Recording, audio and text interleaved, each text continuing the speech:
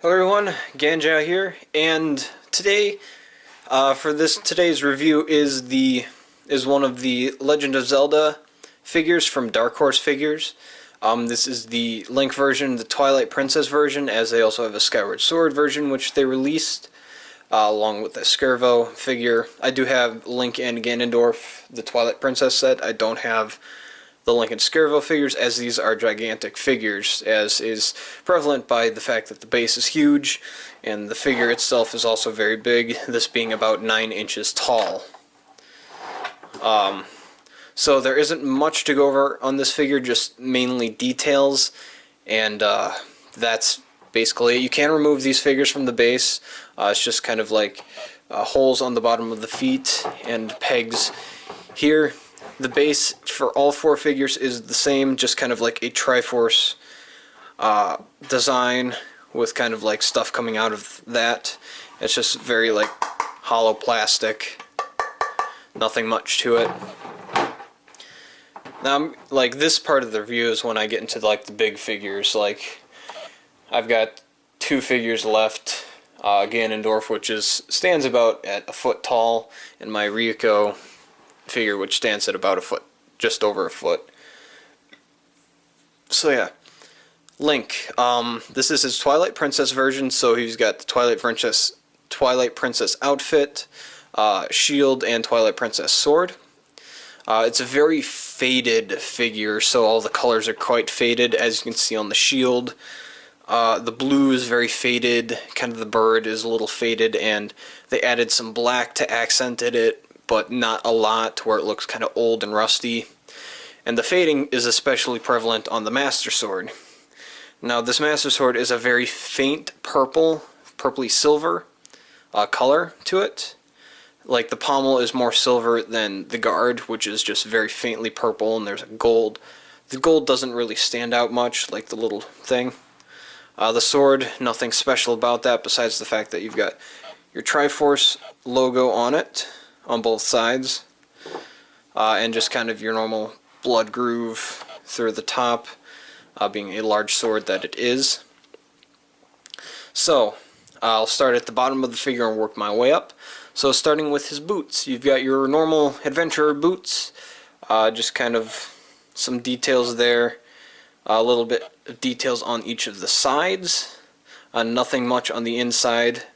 I've got 2 little things there, presumably like zippers or like knots that he would use when he puts the boots on. Looks like some heel, like thicker leather areas here for like heels and the toes as well. And that's the same on the other foot. And then you've got like a thing right here that's sticking out, which I presume is like a shin guard. Then up to his pants, they're slightly baggy, and you've got like a seam line, or just like a seam line for the pants on each side, inside and out. Inside and out. And it's like a really faded gray with a darker gray to accent the shadows. Moving up to the bottom of his tunic, you've got kind of a little bit of a frill here, as he's not in much of an action pose, just kind of a standing still, so just kind of accustomed to his body shape.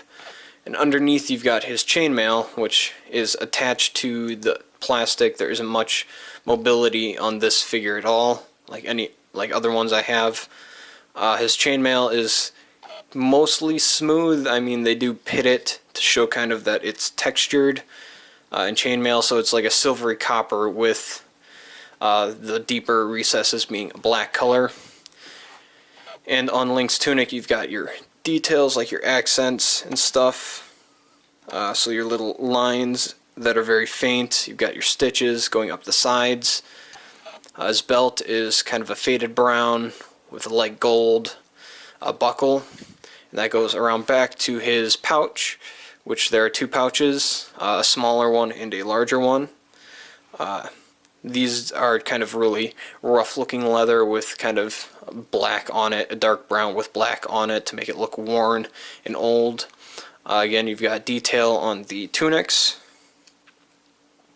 And moving to his hands, or at least this arm, his left arm, you've got his leather gauntlet here, which looks very like a reddish brown color, like a plastic, like almost a transparent plastic just by the color. In the right lighting it'll look very like clear almost, but it's not. It's got the design just slightly beveled out, just to kind of show the accent. The recesses, especially here, here, and here, are darker to show shadow.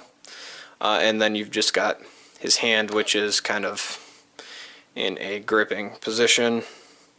His fingernails are a bit pink, probably to show that they are fingernails. Got the blue undersleeve there with the wraps around, and you do have two buckles over here to show that this kind of hooks together. It does have the stitches along the side, along with chainmail underneath. Again, the sleeves are a bit thicker than the bottom of the tunic for some reason, as you can see with how kind of like thick, well, I'm not sure. It's basically like my thumbnail's depth, if you can kind of see that. Ah, well. And then just kind of like the same gray kind of undershirt.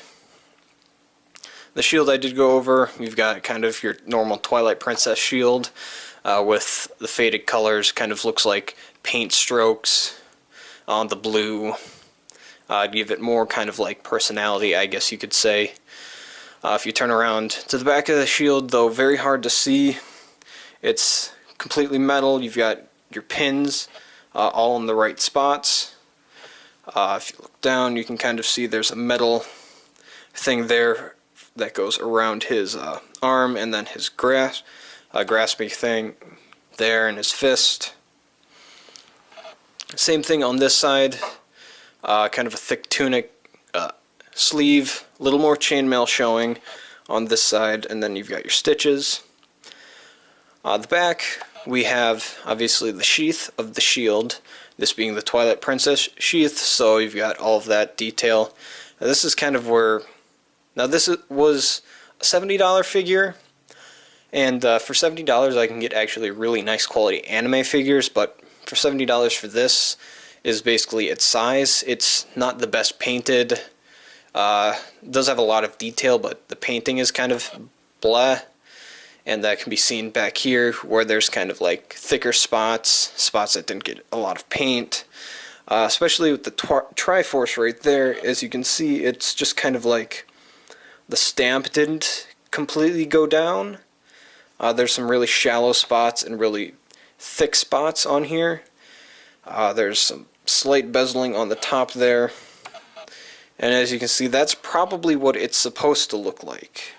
Right there, that's probably what it's supposed to look like, but it turned out like that. So I can only speculate what the rest of it looks like, as the stamp is kind of off. This is kind of like a rubbery plastic material, so it does bend. The same with the sword, it bends, obviously, thin plastic. Let's move up to the top of the tunic. You've got kind of his traditional 3 Y belt. I'm not sure what the official term of that is called, but it's got your buckle, your point where the two kind of go off, and it's got a shoulder pad right here for obviously comfort. You've got your stitches on the tunic and kind of like just faded lines to show kind of like the collar. You've got your chainmail underneath, which is more silver and black instead of a golden black as is in the bottom. The arms, I should mention, are more black. There's very little silver on it. And then you've got your gray undershirt. Now the face, just like your traditional Link face, not much detail going on. Kind of, if you know Link, you know his face. Kind of pointed eyebrows, pointed eyes, blue eyes. You got his side locks. There's a lot of detail in the hair, I will say, or like as much detail as you can get. It's kind of like a deep or a dark, dirty blonde yellow, and there's some red speckled in to add some more depth to it. He's got his pointed ears. He's got his pointed ears on the sides. Each side you can see. And he's got some hair growing out underneath the cap back there.